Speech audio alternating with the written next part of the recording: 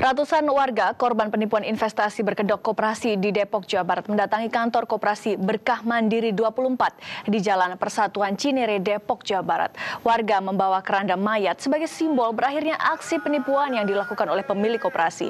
Mereka juga meneriakan tuntutan agar uang yang telah diinvestasikan segera kembali. Uang yang diinvestasikan ratusan warga ini mulai dari 1 juta hingga 250 juta rupiah per orang. Warga tertarik karena pihak koperasi menjanjikan keuntungan 21% setiap tahun dari total nilai investasi. Lebih dari 1.000 orang menjadi nasabah di koperasi ini. Total kerugian pun mencapai 3 miliar rupiah. Saat didatangi warga, koperasi dalam keadaan tertutup dan dijaga aparat kepolisian sektor Limo, Depok.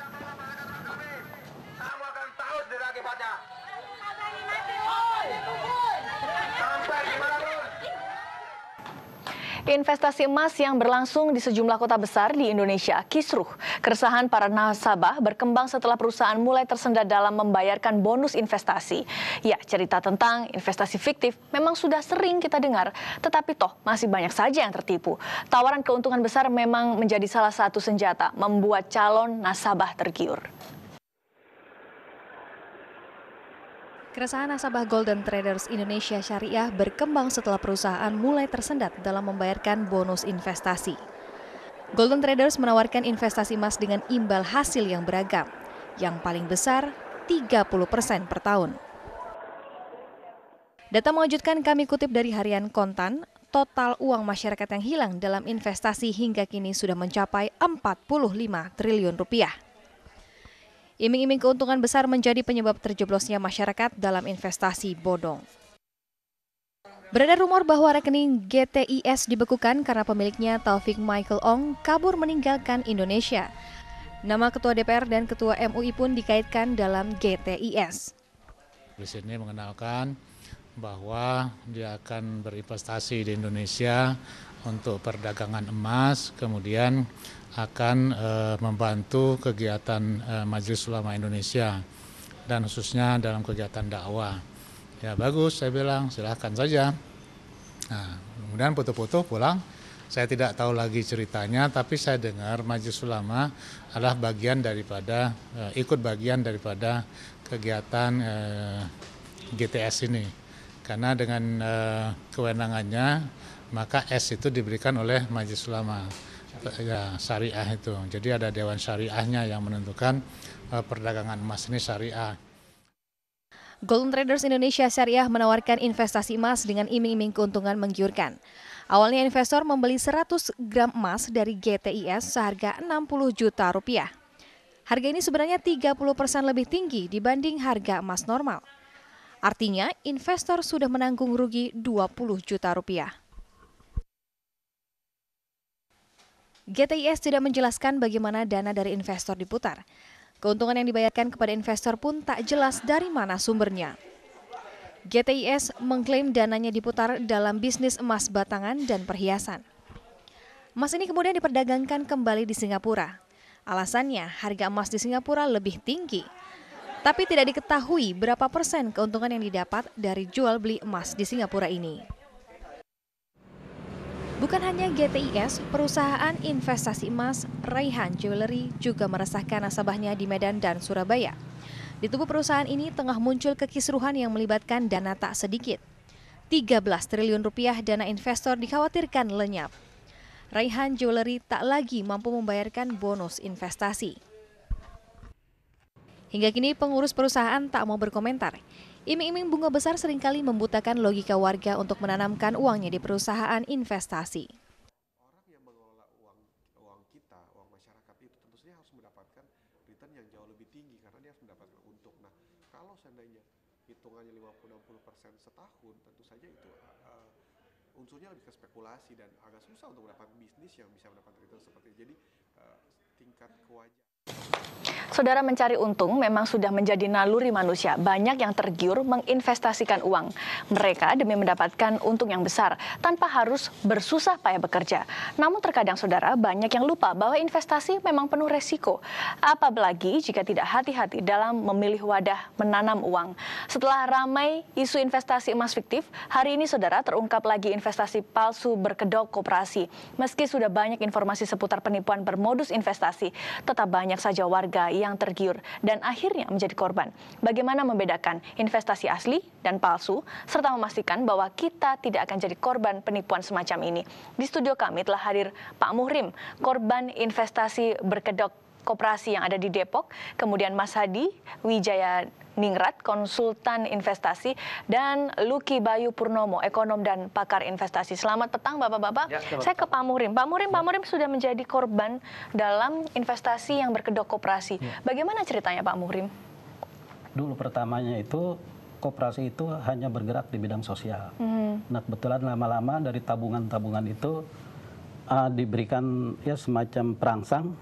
Setiap 1.000 rupiah, 1 juta diberikan bunga itu ya 30.000 per bulannya. 30.000 per bulan. Iya. Yang menjadi korban penipuan investasi ini siapa saja? Banyak dari kalangan bawah lah terutama. Dari tukang beca, tukang ojek, pembantu rumah tangga, ibu-ibu rumah tangga. Mereka biasanya menanamkan uangnya berapa, Pak? Pertama-tama mereka itu nabung dulu. Per hari berapa udah sejuta dimasukkan ke investasi itu, sistemnya begitu. Kemudian keuntungan dibayarkan lancar? Dibayarkan yang sudah lancar. Nah sekarang 8 bulan inilah yang belum terbayarkan. 8 bulan tidak terbayarkan? Tidak terbayarkan. Dan kemudian modalnya sendiri juga sudah hilang? Uangnya juga tidak ada modalnya. Bapak sudah datang ke pihak koperasi? Sudah. Apa tanggapannya Pak? Ya tanggapannya uang itu ada di tangan pengurus katanya. Kalau di tangan pengurus, saya bilang pengurusnya itu siapa? Tolong disebutkan supaya kita bisa menagih ke orang tersebut gitu. Oke. Berapa Pak total jumlah nasabah koperasi tersebut yang nasibnya sama seperti Pak Muhrim? Kalau jumlah yang sudah terdaftar di komunitas kita itu sebanyak 102 orang. 102 orang? Itu yang di atas 8 juta ke atas. Jadi total kerugiannya itu sebanyak 1,5. 1,5 miliar. Itu yang sudah terdaftar. Sedangkan anggota yang penabung di bawah 1 juta itu belum didaftar. Dan itu uangnya juga hilang juga penabung? Uangnya juga tidak ada. Walaupun dia tidak ikut investasi, masih hanya sekedar menabung? Sekedar menabung. Uangnya juga tidak ada. Diminta tidak ada. Ada yang mau untuk biaya sekolah nggak ada. Kan tujuan mereka menabung itu kan untuk kalau ada kesusahan, ya kalau ada melahirkan dan lain sebagainya. Bahkan ada yang meninggal sekalipun kemarin itu ya terpaksa tidak ada uangnya. Usaha maksimal yang sudah dilakukan Pak Muhrim? Ya kita sudah melapor ke Polsek, juga sudah diadakan pertemuan di kelurahan maupun di kecamatan. Ya dalam hal ini ya belum ada realisasi daripada pengurus koperasi. Baik, saya ke Mas Luki. Mas Luki, ya. Yang terungkap koperasi 24 yang saat ini menjadi tempat menanamnya uangnya Pak Muhrim ini terkuak hari ini. Beberapa hari yang lalu kita dikejutkan dengan peristiwa penipuan investasi GTIS. Sebenarnya seperti apa sih modusnya? Yang pertama kami melihat ini adalah Ponzi scheme. Ya, jadi money game. Ya, di mana Ponzi scheme itu memiliki konsep bahwa ketika ia mengambil atau menyerap dana nasabah, ya, ia akan memberikan return dari nasabah yang satunya. Ya, jadi itulah konsep money game atau permainan uang. Nah, sehingga apa memiliki tingkat ketertarikan yang tinggi karena apa dibayar secara tetap. Nah, perlu kita catat ada 2 hal yang perlu saya informasikan bahwa pada prinsipnya investment itu atau proses investasi itu tidak ada proses penghasilan tetap, ya, karena itulah sifat perdagangan. Ya, kalau dia memberikan penghasilan tetap seharusnya dia sudah lebih kaya daripada nasabahnya. Kenapa dia harus menggali dana nasabah seperti itu kan? Nah, itu yang pertama. Kemudian yang kedua, lebih baik kita merobek kertas daripada merobek uang. Artinya apa? Kita harusnya cukup menaruh perhatian terhadap peraturan-peraturan yang beredar di negara ini. Contoh, kita harus tahu siapa rujukan jika terjadi resiko, kepada siapa kita harus mengadu, dan bagaimana proses penyelesaiannya. Nah, itu biasanya tidak terpikir karena ketika orang investasi untungnya sudah besar, udah langsung saja taruh tabungan saya semua ke sana. Ya, tapi yang menjadi persoalan di sini itu kalau untung. Ya, kalau tidak bagaimana? Ya, itu yang menjadi pokok permasalahan. Sehingga saya pikir para pihak atau regulator yang ada di negara ini harusnya intens melakukan konsolidasi dan intens melakukan koordinasi, ya, baik dari sisi hukum, kemudian dari sisi keuangan ataupun sisi praktisi itu sendiri, sehingga masyarakat menemukan bagaimana cara memandang investasi yang netral. Itu yang terpenting. Di mana-mana seperti itu, ya. Kita berprinsip apa? Kalau kita mengendarai sebuah mobil, jalan ke depan itu sepertinya memang tidak ada masalah, tapi jangan kita lupakan ada spion tengah, spion kanan, dan spion kiri. Bahkan ada jurang di depannya. Ya, kita belum tahu. Itulah kepentingan kita. Kenapa kita harus melihat dengan netral, ya? Dan perlu saya tekankan, yang kita bayar ini adalah nilai tambah, bukan harganya saat ini. Ya. Nah, Pak Hadi, saya ingin tahu bagaimana sebenarnya membedakan investasi yang abal-abal dan juga investasi yang memang sebenarnya memang betul-betul menguntungkan, tapi kemudian tidak membawa celaka. Tapi nanti jawabnya usai jeda pariwara berikut. Tetap bersama kami, saudara.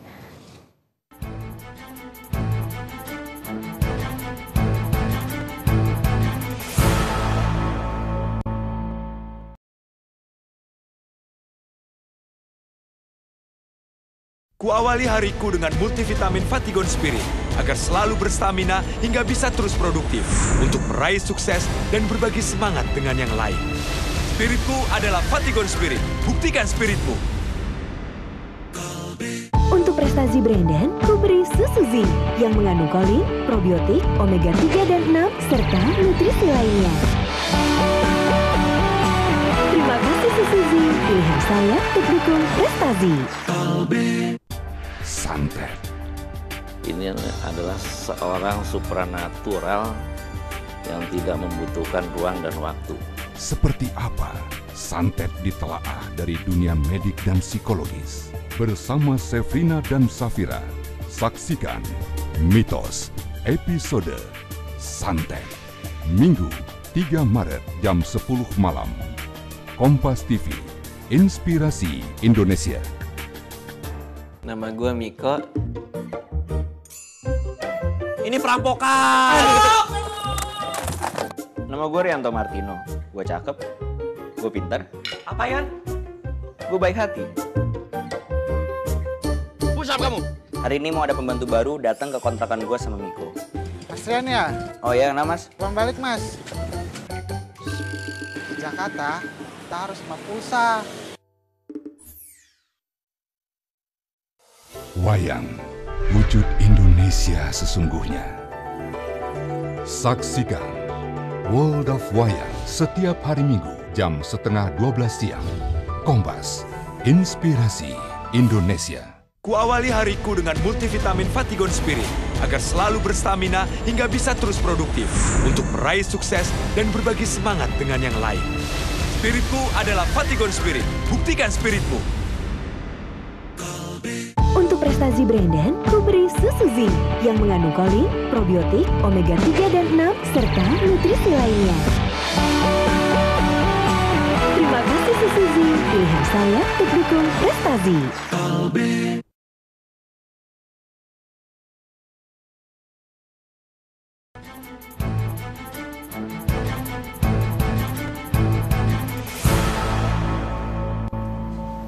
Mas Adi, Anda sebagai seorang konsultan investasi, bagaimana kita bisa membedakan investasi yang benar-benar asli atau investasi yang abal-abal yang kemudian akhirnya menjerumuskan kita pada kerugian? Kalau seperti itu kan, kalau yang ada kasus seperti ini kan artinya si nasabah membeli lebih mahal 30%. Ini yang GTIS ya, harga emasnya lebih mahal. Ada beberapa ya, tapi ini kita sebut yang kasus yang ini itu gitu ya. Nah, 30% ini itu kan sebenarnya jaminan bahwa nasabah tidak menjualnya kepada pihak lain, ataupun kalau dia mau menjual resikonya dia tanggung sendiri itu yang 30%. Tetapi dalam perusahaannya itu memberikan profit dengan jaminan diberikan 2% per bulan bulan, ya, misalnya selama kontrak 6 bulan. Nah, 2% berarti kan 12. Di akhir kontrak mereka kan tambahkan bonus, gitu ya. Setelah kontrak itu selesai, pertanyaannya adalah dia mau closing atau mau lanjut kontrak. Kalau mau closing berarti dibeli dengan harga yang plus 30% tadi dengan harga yang lama, tetapi kalau dia mau mau menambah memperpanjang kontrak, artinya dia membeli dengan harga yang baru. Seperti itu. Jadi kalau kita bicara resikonya adalah 30%. Di akhir, kalau misalnya taruhlah terburuknya itu adalah perusahaan itu lari atau tidak mampu bayar, kita masih punya fisik. Nah, fisik itu ditambah 30%, tahun berikutnya dengan harapan emas akan tutup 30%. Artinya menjadi equal. Jadi rugi-rugi waktu. Oke, kalau kemudian namanya orang awam tiba-tiba mendapatkan sebuah informasi bahwa kalau Anda investasi ini, kemudian keuntungannya besar, itu kan pasti langsung tergiur. Nah, kita bisa membedakan bahwa ini betul menguntungkan atau ini jangan-jangan perlu dicurigai bahwa ini kemudian akan naas nasibnya investasinya ini. Mungkin dengan berjalannya waktu itu kan terbukti, tapi sejauh ini memang saya ditawarkan untuk menjual produk tersebut. Tapi karena memang saya melihat bahwa perlu kehati-hatian dalam masalah ini, karena memang saya punya nasabah yang menjadi pertaruhan adalah nama saya, makanya dalam 1 tahun kurun waktu ini saya mengamati, ya kan, sejauh mana komitmen dari si perusahaan ini untuk membayarkan apa yang mereka janjikan, gitu ya. Nah, ternyata sampai saat ini kan tidak menjadi, kan menjadi kenyataan. Artinya disitulah memang terjadi sistem ya dari yang mereka tawarkan. Nah, kalau misalnya itu sampai terjadi, ya itu tadi resikonya adalah 30% dikurangi nilai yang berjalan. Oke. Nah, sekarang Mas Adi, kalau ini tadi ada kata-kata Mas Luki, ada kata-kata masalah hati-hati. Hati-hatinya orang awam ini kan agak susah ketika dia sudah mendapatkan keuntungan per bulan, kan pasti ini akan lancar kok. Nah, ketika beberapa bulan ke depan tidak dibayar, pasti akan bingung sendiri. Hati-hatinya ini sudah mulai sejak kapan? Kalau saya lihat yang konsentrasi terhadap prinsip kehati-hatian itu harus dimulai sejak dini, ya. Jadi jangan tergiur akan return. Pada prinsipnya kita tuh harus memandang nilai masa depan, ya, bukan nilai saat ini. Itu yang terpenting. Karena apa? Keuntungan yang akan kita peroleh itu di masa yang akan datang, bukan sekarang gitu. Jadi itu yang terpenting. Jadi saat ini lebih baik berhati-hati gitu. Lebih baik kita dengan teliti membaca surat, kemudian membaca jenis kontrak dan sebagainya. Kalau tidak sepaham dan rasanya tidak enak, itu saja yang kita robek. Jangan uang kita yang kita musnahkan dan kita robek. Jadi lebih baik merobek kertas daripada merobek uang. Itu yang saya pikir harus menjadi objektif bagi masyarakat. Oke, Pak, kemarin waktu ditawari investasi di koperasi tersebut sempat agak ada yang aneh atau curiga pada saat pertama kali menaruh uang di sana? Pertama-tama memang ya tergiur oleh itu, terbius oleh apa dipanggil keuntungannya yang 30%, 30.000 itu per bulan. Jadi orang-orang yang biasa nabung tabungan biasa dimasukkan kayak yang namanya istilah simsus, tabungan khusus itu. Jadi jangka waktunya itu sebulan, 2 bulan, 3 bulan, tapi 3 bulan baru bisa diambil. Jadi 3 bulan baru bisa diambil begitu ceritanya. Jadi orang terbius oleh itu sehingga berbondong-bondong. Dari bank-bank juga banyak yang diambil. Sehingga ya itu akibatnya meledak masalah ini menjelang puasa mau lebaran. Orang kan banyak yang pulang kampung, banyak yang macam-macam keperluan. Butuh uang. Nah, itu akhirnya tidak bisa. Sampai biasa alasan koperasinya apa, Pak? Ya, katanya uangnya ada di tangan pengurus. Akhirnya juga saya tanya, pengurus yang mana? Kan pengurus ada namanya. Tolonglah dikasih tahu siapa namanya. Ya, di pengurus aja. Jadi nggak terjawab gitu. Cuma di tangan pengurus. Pas didesak-desak, memang uangnya juga. Oke, baik. Mas Luki, pertanyaan terakhir. Kalau kemudian ini banyak sekali orang-orang yang tertipu dengan investasi abal-abal, yang akhirnya kemudian membawa celaka, mereka justru rugi. Apa yang bisa dilakukan untuk ya minimal uangnya balik lah, tidak usah dengan keuntungan. Paling apes seperti apa? Yang pertama gini, investasi itu mengandung resiko, bahkan hilang sekalipun. Ya, itu yang harus diterima. itu harus dengan diterima. lapang dada. Ya harus dengan lapang dada kalau memang itu kejadiannya. Ya, itu harus difahami benar. Jadi tolong dibedakan antara menyimpan uang di tabungan ya dengan menyimpan uang di investasi. Karena itu dua filosofi yang berbeda. Ya, karena kalau tabungan itu kita sudah paham sifatnya bagaimana. Kalau investasi itu mengandung muatan resiko. Ya, resikonya bisa hilang sekalipun. Nah, oleh karena agak itu was-was dong, berarti kemudian orang jadi takut investasi kalau seperti itu. Nah, oleh karena itu kita harus melihat dengan jelas ya siapa yang menjadi rujukan, kemudian kepada siapa kita harus mengadu ya jika terjadi masalah. Kemudian siapa yang menjamin, ya kemudian siapa juga yang menjadi wadah untuk penyelesaian ini, ya. Kalau kita lihat saat ini memang betul kasus sudah ada beberapa kasus yang sudah sampai ke meja polisi. Tapi pertanyaan berikutnya lalu apa? Apakah itu menjawab atau tidak? Belum tentu itu menjawab. Sehingga yang perlu didasari adalah apa? Mengerti betul filosofi antara menabung dan investasi. Itu menurut saya. Baik, terima kasih Mas Luki, terima kasih Pak Hadi, terima kasih Bapak atas waktunya bergabung bersama kami di Kompas Petang. Semoga dialog ini akhirnya bisa menjadi pelajaran bagi Anda yang mau berinvestasi. Jangan terbuai dengan untung yang besar, tapi Anda harus berhati-hati bagaimana nasib investasi ini di masa mendatangnya. Kita beralih ke informasi selanjutnya, Saudara. Di segmen selanjutnya, Parade 100 Barongsai menandai puncak perayaan Cap Gomeh di Bumi Parahyangan. Tetap bersama kami.